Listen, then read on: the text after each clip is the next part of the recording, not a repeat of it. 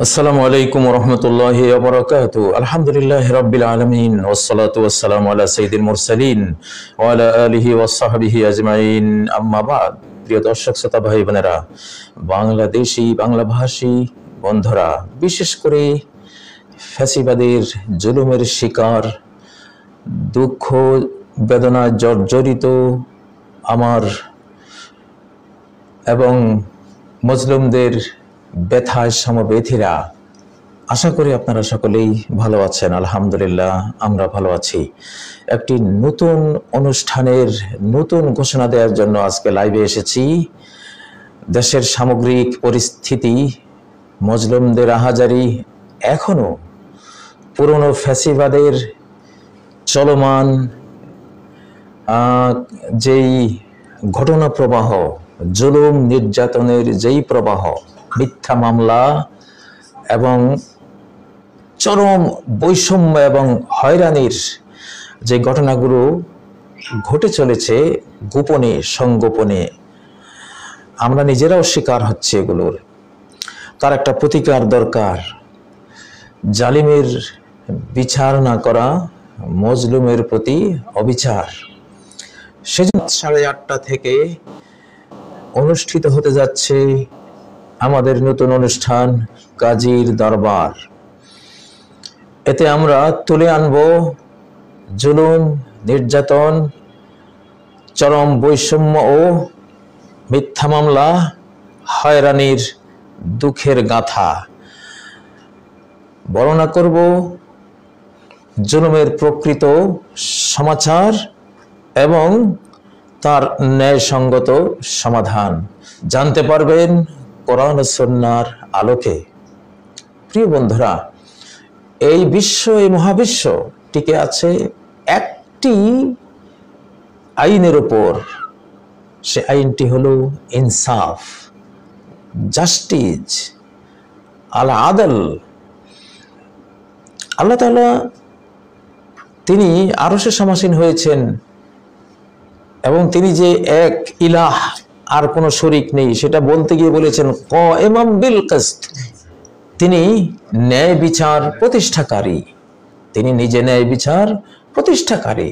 তিনি বলেছেন ইয়া ইবাদি ইন্নী হারামতু যুলমা আলা নাফসি, আমি নিজের উপর জুলুমকে হারাম করে দিয়েছি। ওয়া জাআলতুহু বাইনাকুম মুহাররামা, এবং তোমাদের মাঝেও আমি জুলুমকে হারাম ঘোষণা করে দিয়েছি। ফালা তাযলামু, অতএব কেউ কারো উপর জুলুম করো না।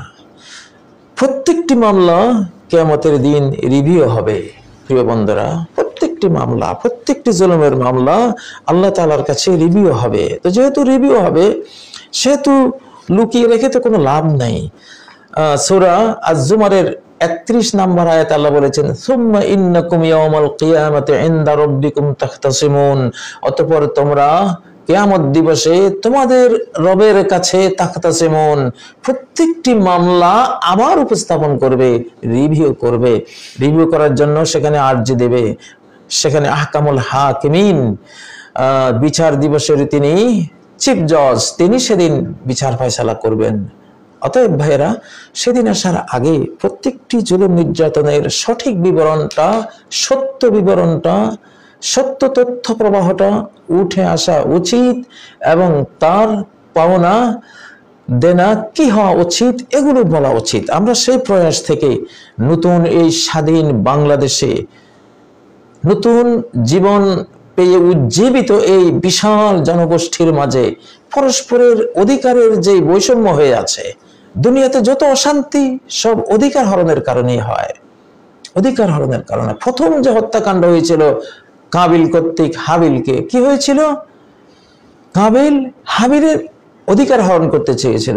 অধিকার হরণ করার উপায় হিসেবে সে দেখলো যে একে হত্যা না করে তো আমি তার অধিকারটা হরণ করতে পারছি না, এই জন্য সে হত্যাকাণ্ড ঘটালো।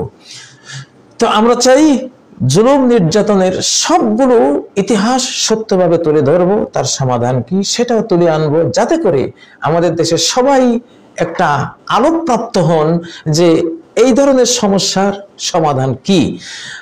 সেটা আমরা আনবো অবশ্যই বিশ্ববিধাতার এই যে দুর্লঙ্ঘ সংবিধান, আসমানি 104টি যে সংবিধান নাজিল হয়েছে, সেন্ড ডাউন করা হয়েছে ইহুদি জাতির জন্য তাওরাত, খ্রিস্টান জাতির জন্য বাইবেল বা ইনজিল, আর সাবেঈন জাতির জন্য জাবুর, যেটি দাউদ এবং সুলাইমান আলাইহিস সালাম বিশ্ব পরিচালনা করেছিলেন, এবং ইব্রাহিম আলাইহিস সালামের প্রতি আকাশের সংবিধান এসেছিল সুহুফে ইব্রাহিম, মুসা আলাইহিস সালামের প্রতি আরো পুস্তিকের রূপে সংবিধান এসেছিল সুহুফে মুসা, নূহ আলাইহিস সালামের প্রতিও নাজিল হয়েছিল আকাশের সংবিধান। তো শেষ জামানায় আবার সব জাতিরাই, খ্রিস্টান জাতি তাদের বাইবেলের দিকে ধীরে ধীরে ফিরে আসছে, ইহুদি জাতি তাদের তাওরাতের দিকে ফিরে যাচ্ছে, মুসলিম জাতি তাদের মূল কোরআনিক সংবিধানের দিকে ফিরে যাচ্ছে। সব জাতিদের মধ্যেই এখন সেই প্রকৃত ধর্মীয় অনুশাসনে ফিরে যাওয়ার চেতনা জাগ্রত হচ্ছে, আমরা দেখতে পাচ্ছি। তো এই প্রেক্ষাপটে আমরাও জানাতে চাই, দেখাতে চাই যে আল্লাহ তাআলার বিচারগুলো কতটা সূক্ষ্ম, কতটা ন্যায়সঙ্গত, কতটা সুন্দর, কতটা মোটিভেশনাল, কতটা অপরাধ কি, তার শাস্তির মাত্রা কি, কোন মাত্রার অপরাধ, কোন মাত্রার শাস্তি দিলে, কতটুক দিলে অপরাধের মাত্রার সাথে শাস্তির মাত্রাটা পুরোপুরি শতভাগ ম্যাচিং করে যাবে, একটুও জুলুম হবে না, এক জাররা, এক ধূলিকণাও জুলুম হবে না। এই জিনিসগুলো বর্ণনায় আসা উচিত। প্রিয় বন্ধুরা, আমরা এই স্বাধীন বাংলাদেশের, বাংলাদেশ সরকারের, বাংলাদেশি এই জাতির সামনে একটি নতুন দিগন্ত তুলে ধরবো জ্ঞানের জগতে ইনশাআল্লাহ, এটা আপনারা জানবেন। সেজন্যই প্রতি শনিবার রাত 8:30টায় ইনশাআল্লাহ বসবে আমাদের কাজীর দরবার। আমরা মজলুমদেরকে নিয়ে বসবো, তাদের জুলুমের গাথা শুনবো, তার প্রতিকার কি হওয়া উচিত, কোরআন কি বলে, সুন্নাহ কি বলে, আল্লাহ কি বলেন, তো সেটা আমরা আপনাদের সামনে তুলে ধরবো, যাতে করে এই পৃথিবী শেষে যে আরেকবার বিচারগুলো বসবে, সেখানে গিয়ে আমাদের এই বাংলাদেশে কোনো একজন মানুষ বিপদে পড়ে না যান।